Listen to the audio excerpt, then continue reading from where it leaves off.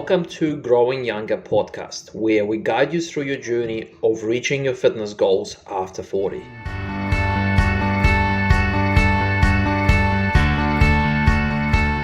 Hey guys, today we're going to dig deep into the big why. What gets people motivated to exercise and to get into fitness? I'm going to share with you my personal story. I will tell you about what got me started doing weights at the very tender age of 13 and why I've been able to keep up with it for pretty much the last 30 years. So my name is Alex Blazhevsky from Growing Younger, and this is going to be the topic of today's podcast. So for quite some time now, I have made an observation that those people who do extremely well in fitness, they usually have a driving force, a really good reason why they actually wanted to get fit. If you ask them questions, they'll usually tell you that either they're doing it for their family because they want to set a really good example for them, or maybe they observe their parents or grandparents have a really dysfunctional end to their life where they really struggled, they were really sick, and they want to avoid that kind of fate when they get older. It's usually some really good reason why they actually got on the journey of fitness to help themselves. Now, I'm going to share with you my own story, what got me into fitness, particularly into resistance training or strength training when I was only 13 years old. So, look, my background, I actually come from Eastern Europe. I come from Ukraine. I was born there. I grew up. I left when I was 15. So my family came to New Zealand when I was 15. So basically, I finished most of my schooling back there in Ukraine. And especially back then in the 90s, look, it's probably no secret that school in Ukraine was it was a pretty challenging place. There were some certain good things about it, but at the same time, it's very much you had to stand up for yourself. Okay, you had to, and I'm talking about in the physical sense. You really had to stand your ground. You couldn't just you definitely couldn't be a bit of a pushover. So my experience, because naturally I'm reasonably short compared to other. Particularly other students at school, and I struggled a little bit to be able to kind of defend myself and stand up for myself. So when I got to about the age of 12 or 13, I kind of got to the point where I really got sick of it. I sort of had enough, and so I started getting into weights. Okay, I got someone gifted a pair of dumbbells to me, and they were actually mismatched. They were different weight, and also I found a very old cast iron clothes iron. Okay, so I'm not sure if you're old enough, you might remember that those things used to be used. So I used that as my weightlifting tools. And within the next few months, I started to notice a difference. I mean, I just kind of naturally, I started to get a bit more confident. I felt that my strength was improving. Then after another few months, I actually, even people started commenting that, my posture has improved, my shoulders got wider, and people kind of started to, even without me doing anything different, people started to notice that I just have natural confidence. And needless to say that I felt like my ability to defend myself was a lot better, and actually, I felt like I was kind of achieving my goal of just being able to to stand up for myself.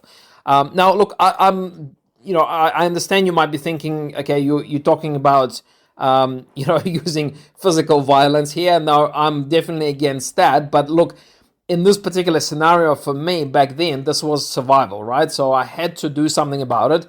There was no one else that would help me. I had to literally, basically get stronger to be able to survive in that environment, I suppose. So obviously, since we came to New Zealand, there was no need to physically defend myself on a daily basis.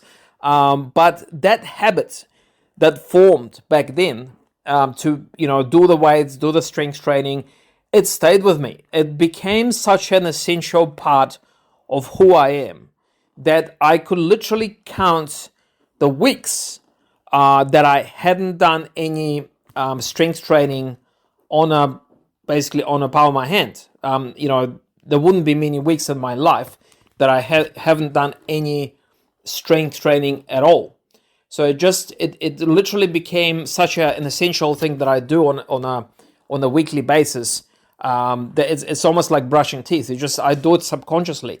3 or 4 times a week, I just go to the gym. I don't think twice about it, even on the days that you get those days when you didn't have a good sleep, you don't feel well, you have low energy levels. I still go to the gym. I don't even think about it. I just my legs just take me there. Okay.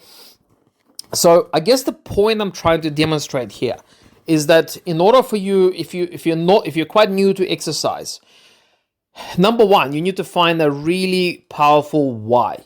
Like for me back then, when I was 12 or 13 years old, it was literally to be able to regain some dignity and to defend myself. Now, obviously, for you, it might be something completely different. It probably is.